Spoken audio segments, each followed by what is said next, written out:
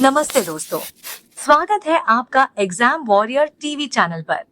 आज हम एक बहुत ही खास और प्रेरणादायक टॉपिक पर बात करने जा रहे हैं, किन्नर समुदाय और उनके अधिकार, एक नई शुरुआत। यह वीडियो न सिर्फ आपके सामान्य ज्ञान को बढ़ाएगा, बल्कि समाज के प्रति आपकी सोच को भी बदल सकता है।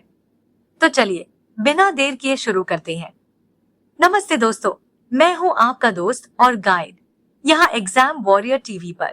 आज का हमारा टॉपिक है किन्नर समुदाय, उनके अधिकार, कानून और समाज में उनकी जगह। क्या आप जानते हैं कि भारत में किन्नर समुदाय को हाल ही के सालों में कई बड़े अधिकार मिले हैं, लेकिन फिर भी उनके सामने ढेर सारी चुनौतियां हैं। तो चलिए इसकी पूरी जानकारी लेते हैं स्टेप बाय स्टेप। किन्नर समुदाय कौन है? दोस्तों, किन्नर समुदाय वो लोग हैं जिन्हें हम तीसरे लिंग के रूप में जानते हैं। ये न तो पूरी तरह पुरुष होते हैं और न ही महिला। हमारी भारतीय संस्कृति में इनका इतिहास बहुत पुराना है। रामायण में भगवान राम के वनवास से लौटने पर किन्नरों ने उनका स्वागत किया था और महाभारत में शिखंडी की कहानी भी हम सब जानते हैं। लेकिन अफसोस, समय के साथ समाज का नजरिया बदल गया और इन्हें हाशिए पर धकेल दिया गया। उनके सामने क्या क्या चुनौतियां हैं? किन्नर समुदाय की चुनौतियां। इस विषय पर अपने विचार रखने जा रही हूँ। किन्नर समुदाय की चुनौतियां। यह समुदाय हमारे समाज का एक अभिन्न हिस्सा है, लेकिन आज भी इन्हें समाज में समानता और सम्मान नहीं मिल पाता। इनकी जिंदगी संघर्षों से भरी होती है और इन्हें कई प्रकार की चुनौतियों का सामना करना पड़ता है। सामाजिक भेदभाव और तिरस्कार।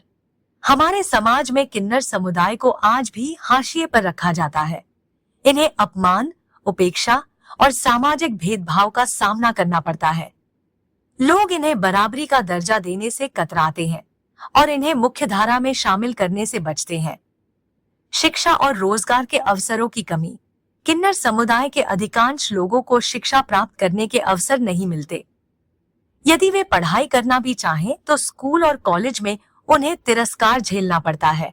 रोजगार के क्षेत्र में भी इन्हें उचित अवसर नहीं दिए जाते, जिससे इन्हें मजबूरन भीख मांगने या सेक्स वर्क जैसे कार्यों में धकेल दिया जाता है। पारिवारिक अस्वीकार्यता। बचपन में जब किसी परिवार को पता चलता है कि उनका बच्चा ट्रांसजेंडर है, तो अधिकतर मामलों में वे उसे घर से निकाल देते हैं।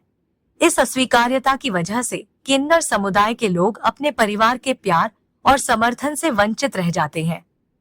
स्वास्थ्य सेवाओं की कमी। स्वास्थ्य सुविधाओं तक इनकी पहुंच बहुत सीमित होती है। अस्पतालों में इनके साथ भेदभाव किया जाता है और कई बार इन्हें उचित चिकित्सा सेवाएं नहीं मिलती।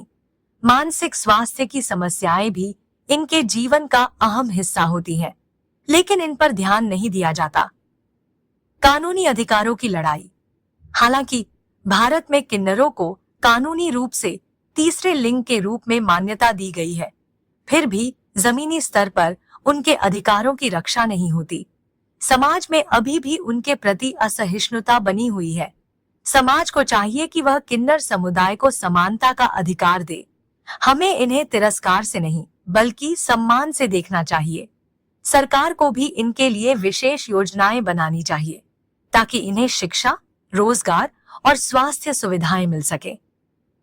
हम सब मिलकर अगर इनके अधिकारों के लिए आवाज उठाएं, तो एक ऐसा समाज बना सकते हैं जहां हर व्यक्ति, चाहे वह किसी भी पहचान का हो, समान रूप से जी सके। किन्नर समुदाय के कानूनी अधिकार। हमारे देश में किन्नर समुदाय को लंबे समय तक कानूनी पहचान और अधिकारों से वंचित रखा गया, लेकिन हाल के वर्षों में कुछ महत्वपूर्ण बदलाव हुए हैं।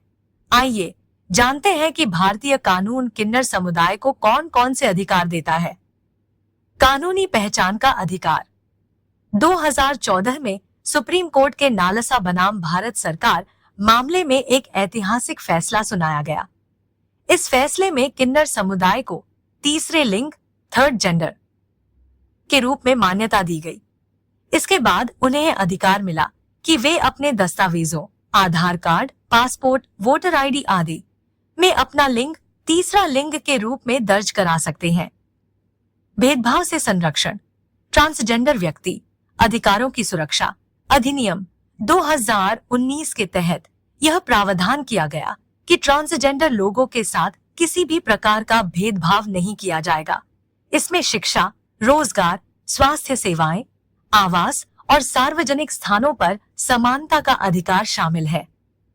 शिक्षा और रोजगार के अधिकार, किन्नर समुदाय के लोगों को शिक्षा के समान अवसर देने के लिए राष्ट्रीय कानूनी सेवा प्राधिकरण एनआलसा और अन्य संगठनों के माध्यम से सहायता प्रदान की जाती है। साथ ही सरकार द्वारा कई योजनाएं शुरू की गई हैं, जिससे उन्हें नौकरी के अवसर मिल सके।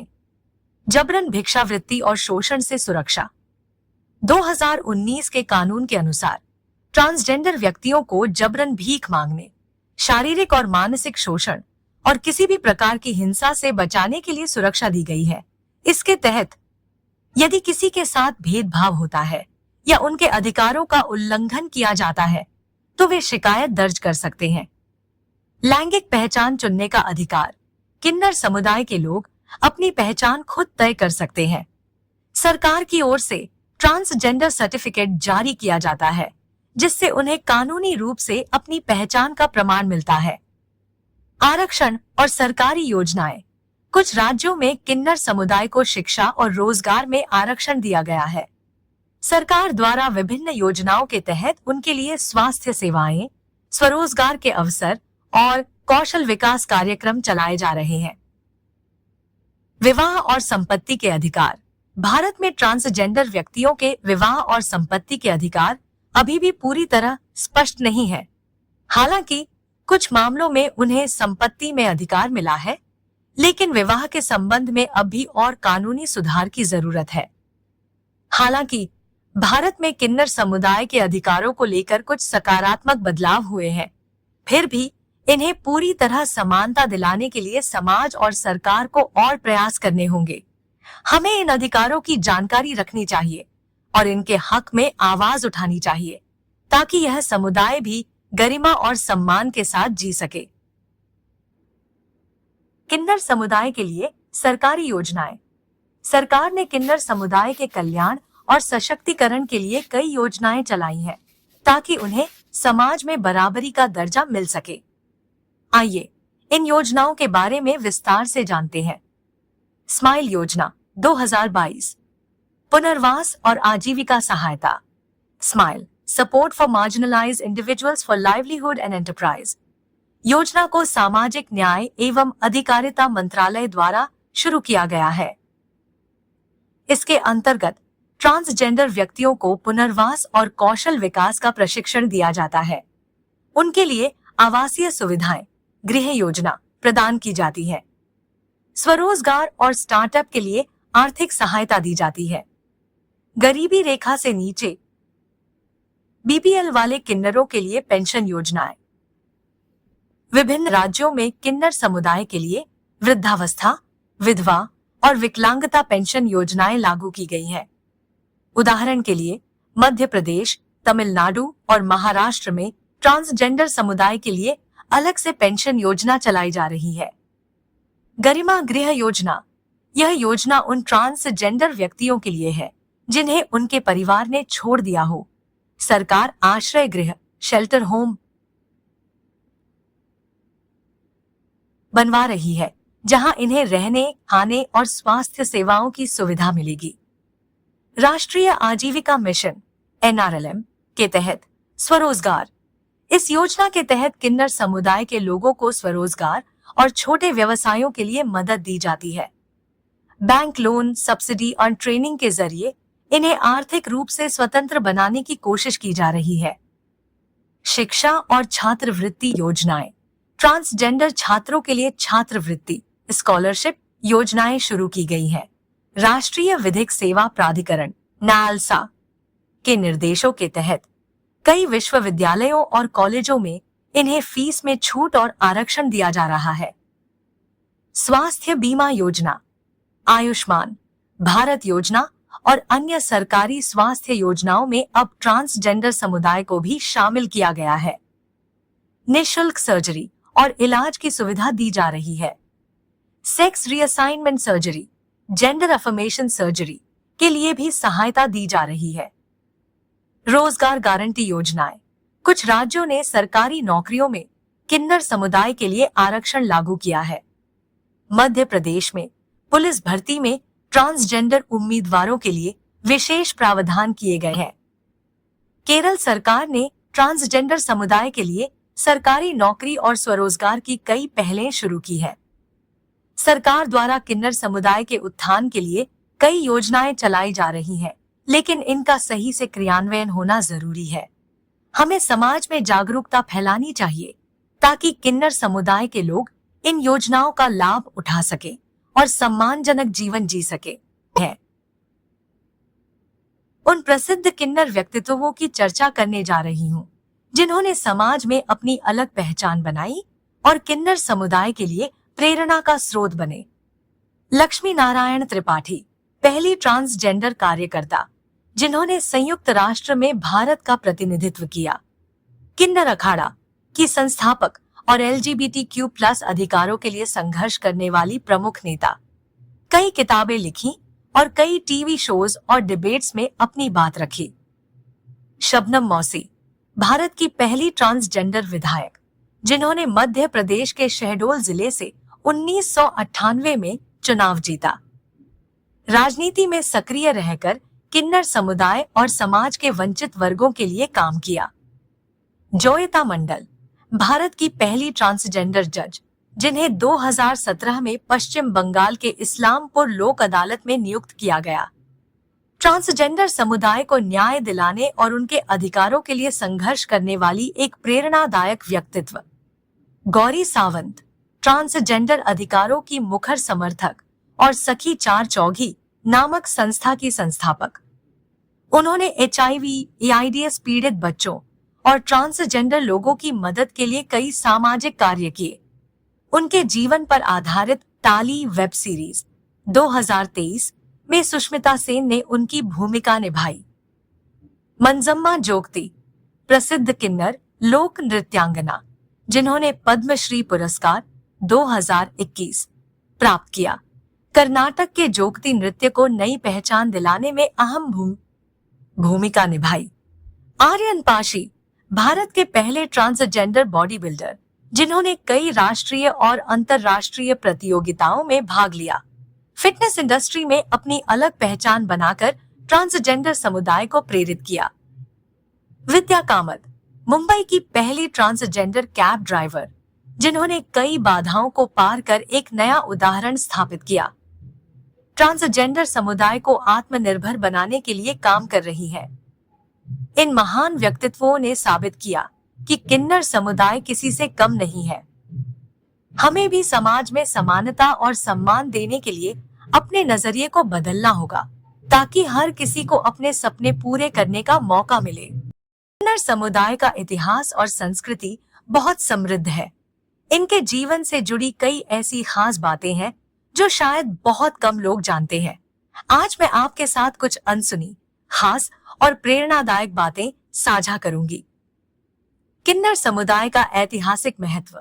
महाभारत में शिखंडी का किरदार एक ट्रांसजेंडर योद्धा का है जिसने भीष्म पितामह को हराने में अहम भूमिका निभाई थी।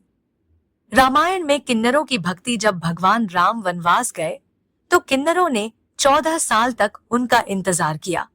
इस भक्ति से प्रसन्न होकर राम ने उन्हें आशीर्वाद देने की शक्ति प्रदान की। मुगल काल में प्रभाव।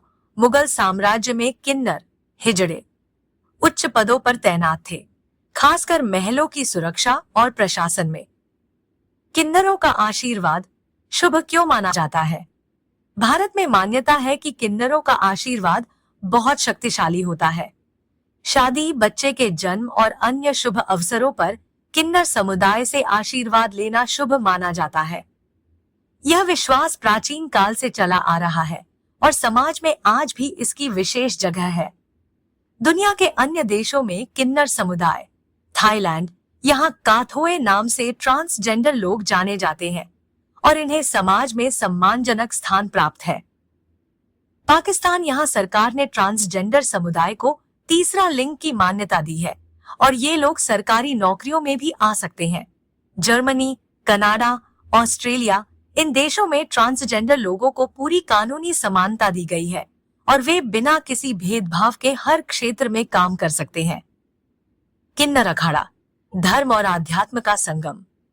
किन्नर अखाड़ा 2016 में शुरू हुआ और यह पहला ट्रांसजेंडर अखाड़ा है जो आध्यात्मिकता, योग और धार्मिक शिक्षाओं में सक्रिय भूमिका निभाता है। 2019 के कुंभ मेले में पहली बार किन्नर अखाड़े को शामिल किया गया, जिससे यह साबित हुआ कि अब यह समुदाय भी धार्मिक गतिविधियों में बराबरी से भाग ले सकता है। किन्नर समुदाय की आधुनिक पहल। किन्नरों के लिए पहला स्कूल कोच्चि। केरल में भारत का पहला ट्रांसजेंडर स्कूल खोला गया, जिससे वे शिक्षा प्राप्त कर सके। किन्नरों का पहला मैगजीन द थर्ड आई नाम की पत्रिका शुरू की गई, जिसमें ट्रांसजेंडर समुदाय की कहानियां, चुनौतियां और सफलता के किस्से छापे जाते हैं। ट्रांसजेंडर मॉडलिंग और फैशन शो। अब कई किन्नर फैशन मॉडलिंग, फिल्मों और थिएटर में काम कर रहे हैं और अपनी पहचान बना रहे हैं। बॉलीवुड और किन्नर समुदाय। फिल्म ताली 2023 यह गौरी सावंत के जीवन पर आधारित थी, जिसमें सुष्मिता सेन ने मुख्य भूमिका निभाई। फिल्म सुपर डीलक्स 2019 इसमें विजय सेतुपति ने एक ट्रांसजेंडर का किरदार निभाया, जिसे खूब सराहा गया। फिल्म तमस और 10वीं, इन फिल्मों में भी किन्नर समुदाय के संघर्षों को बखूबी दिखाया गया। किन्नर समुदाय केवल आशीर्वाद देने तक सीमित नहीं है, बल्कि ये लोग हर क्षेत्र में आगे बढ़ रहे हैं। हमें भी इन्हें समाज में सम्मान और समान अवसर देने चाहिए, ताकि यह समुदाय भी अपनी पूरी क्षमता के साथ जीवन जी सके। आइए हम सब मिलकर एक समावेशी समाज का निर्माण करें। आज हमने किन्नर समुदाय के इतिहास, उनके कानूनी अधिकार, सरकारी योजनाएं, प्रसिद्ध व्यक्तित्व और उनकी अनोखी संस्कृति के बारे में जाना। यह समुदाय समाज का एक अभिन्न हिस्सा है, लेकिन आज भी उन्हें समान अधिकार और सम्मान पाने के लिए संघर्ष करना पड़ता है। अब समय आ गया है कि हम अपनी सोच बदलें। किन्नर समुदाय भी हमारी तरह सपने देखता है, मेहनत करता है और एक बेहतर जीवन चाहता है। अगर हम उन्हें प्यार, सम्मान और बराबरी का दर्जा देंगे, तो समाज और भी खूबसूरत बन जाएगा। आइए हम सब मिलकर एक ऐसे समाज का निर्माण करें, जहां हर किसी को सम्मान और समान अवसर मिले।